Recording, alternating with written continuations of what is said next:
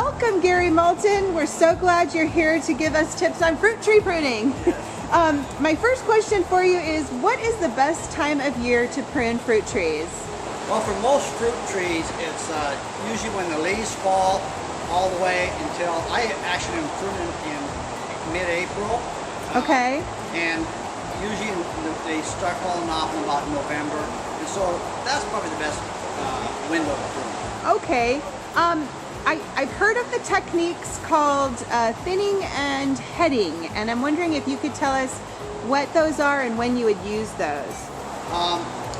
Thinning is removing a branch back to its point of origin, where it started. And heading is removing a portion of a branch. Oh. Now, when you head, the reason for head usually tends to be because you want it to branch right where you make the cut. Okay. Most of your cuts should be thinning type cuts because they tend to open light channels up. Okay. You would use most of your cuts, you would usually thin out like you would on a row of corn, thinning out individual corn types. Oh, okay, great. You know, peach trees are really popular in our area, and I've heard that you have to cut them back really aggressively. Is that true, and why? Well, the wood that grew last year on peaches is what bears this coming year. Oh. So if you want to get a lot of new growth on them, or you got to get a lot of new growth so you get a crop the following year. So usually when you cut back aggressively, you tend to get a lot more growth, and that's why you do it. Oh, okay.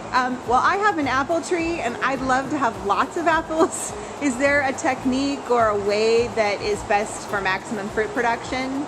Yes, there's a couple of things, and one, when you bend branches down, they actually tend to fruit heavier. Okay. And so if the first thing I usually recommend people to do, particularly small trees, is do their bending first. Okay. And then the second thing is thinning cuts promote better fruiting than heading cuts. So make most of your cuts thinning cuts. Oh, okay, great.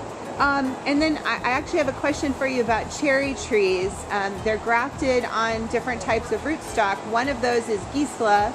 Am I saying that correctly? Yes. Okay. And then can you tell us the benefits of the Gisela? One of the things is there used to be dwarfs that were called dwarfs and cherries, but they weren't really that small. And Gisela, particularly Gisela 5, gives you a tree significantly smaller than regular cherry trees. So if you have a tree on Gisela 5 that tends to stay very small, you can keep them under 10 feet, so you can net them easier. So that's a big advantage. And so, they also fruit heavier. And if they can keep them under 10 feet, you can put 4 posts around and actually drape the net over, and you can enjoy the fruit. Okay, great. Thank you so much, Gary.